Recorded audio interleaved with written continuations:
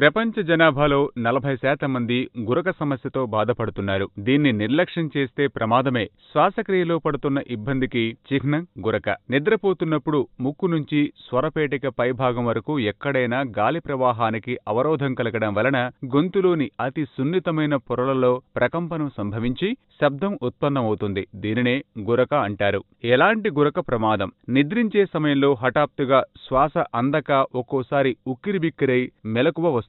ఇది చాలా తరచుగా కనిపించే ఇబ్బందే కాక ప్రమాదకరమైనది కూడా. దీనినే స్లీప్ ఎప్నియా అంటారు. 10 సెకన్ల కంటే ఎక్కువసేపు గాలి తీసుకోవడం ఆగిపోతే దానిని ఏప్నియా అంటారు.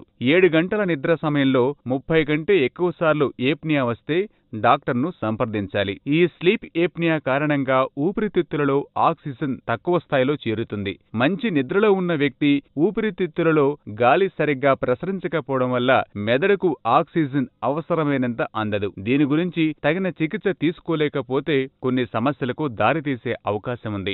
ముక్కు దూలం వంకర, ముక్కులో పెరిగే కండరాల వలన గడ్డలు, సైనస్ సమస్య, గొంతులో కొండనాలకు వాపు, పొడవు పెరగడం, గొంతుపైన లోపల వచ్చే కణతులు, గడ్డం చిన్నదై వెనకకు పోయి ఉండడం, టాన్సిల్స్ వాపు, చిరునాలకు వాపు గురకకు ప్రధాన కారణాలు.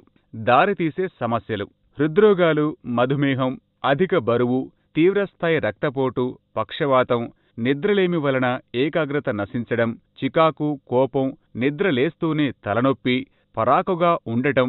గురక మీకు, కుటుంబ సభ్యులకు, హృదయానికి కూడా సమస్యగా మారవచ్చని మరవకండి. చికిత్సా పద్ధతులు: ఒక రాత్రి ఆస్పత్రిలో ఉండి స్లీప్ స్టడీ చేయించుకోవాలి. ఈ స్లీప్ స్టడీ ద్వారా మీ గుండె వేగానికి, గాలి ప్రవాహానికి, మీ రక్తంలో ఉన్న ప్రాణవాయువును, మీ శ్వాస ప్రక్రియ విధానాన్ని చూసి మీ పరిస్థితిని వివరిస్తారు.